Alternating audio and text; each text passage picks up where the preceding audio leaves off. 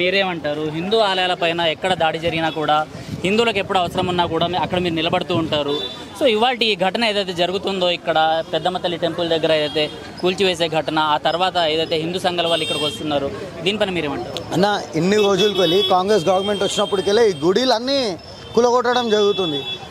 ఇప్పుడు దాకా మొన్నటి దాకేమో పిచ్చోడు చేసిన అని అన్నారు.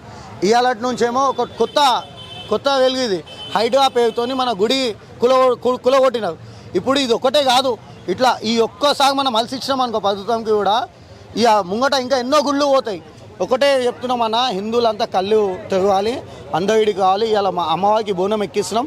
ఒకవేళ ఇవాళ గిట బోనం ఆపడం అయితే జరిగితే రేపు రేవంత్ రెడ్డికి చుక్కలు చూపిస్తామన్న.